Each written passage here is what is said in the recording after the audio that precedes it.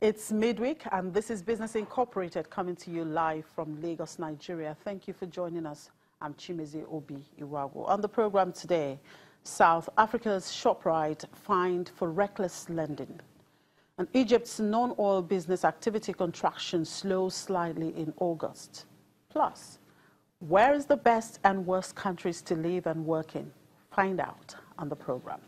Let's get started now with the markets. The Nigerian stock market rebounded at intraday today, trading up 0.09% a day after the country's second quarter GDP shows that the economy is out of recession.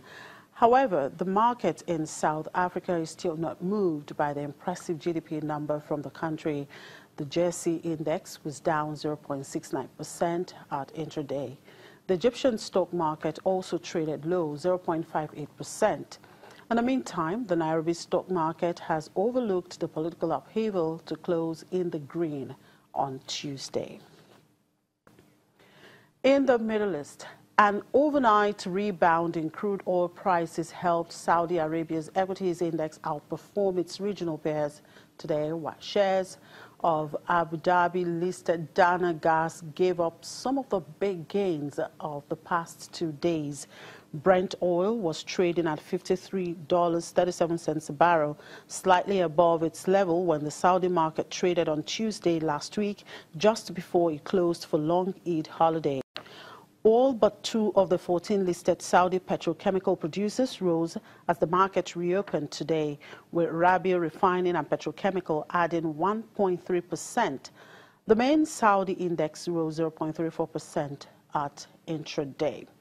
In Qatar Gas Transport Nakilat dropped 1.5% after index complier FTSE said it would move the company to its mid-cap index from its large-cap index effective from September 15. The main Qatar Exchange Index lost 1.32%. In the United Arab Emirates, FTSE has decided to remove Union National Bank from its global equity index. Its shares were not trading today, but Dana Gas fell 2.6% on profit taking, dragging the Abu Dhabi index 0.48% lower. The Dubai index was up 0.49% as Bildad, Drake and Score, the most heavily traded stock at intraday, rose 0.8%. And in Europe, markets there were lower in morning trade, tracking Wall Street slide overnight amid a backdrop of lingering geopolitical tension. For more from the market side, let's bring in my colleague in Frankfurt, Janelle Dumalon. Good afternoon, Janelle. Thank you very much for joining us. It's another beautiful day. Now, Deutsche Bank CEO has asked the ECB to end the era of cheap money and call for the consolidation of the EU banks. So what is the position of Germany on stimulus and bank consolidation, and do you expect ECB Chief Mario Draghi to speak to this tomorrow? Good day from Frankfurt, and you're right, it is quite a beautiful day here, and those remarks did come from a banking conference that's actually also being held here in the city. So first of all, banking consolidation is one of Deutsche Bank CEO John Cryan's favorite subjects. This is something that he's spoken about at length many times in the past years. And, you know, there is a strong argument for banking consolidation because obviously it helps banks cut down on costs and raise capital. And especially within Germany, the banking sector is one of the least consolidated. You have here over 2,000 lenders, and the top 5 only have about 30% of market share. And that results in really intense competition, especially in the kind of low interest rate environment that we find ourselves in now. And there you have the link to the cheap money and why the Deutsche Bank doesn't like that kind of policy.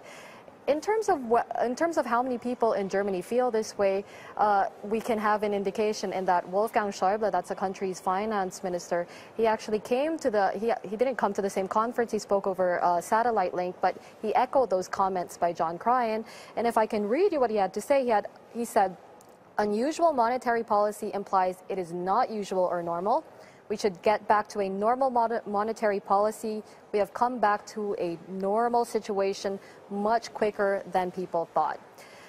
In terms of the German position, you have Cryan saying those words, Schäuble saying those words, but also in the past years you also had Jens Weidmann. He, of course, is the head of the Bundesbank, Germany's central bank, and incidentally one of the biggest shareholders of the ECB. And the reason that they've been critical of the monetary policy of the ECB since the bond buying purchase asset program was put in place has something to do with domestic attitudes. You have German savers who may have been a bit resentful of the fact that low interest rates impacted them in particular, and they've also felt that it incentivized the sluggish pace of reforms in other less savings-happy countries in Southern Europe like Italy or France. Now, Schäuble has also accused the ECB in the past of stoking populist attitudes. Remember, here in Germany, we have the AfD, the Alternative for Germany party, and at their most basic inception, they were originally founded on a philosophy of Eurosceptic thought. Now, the thing is, going back to the comments of Schäuble about how there's a case for ending unusual monetary policy because we've returned to a normal situation, that must mean that the unusual monetary policy has worked.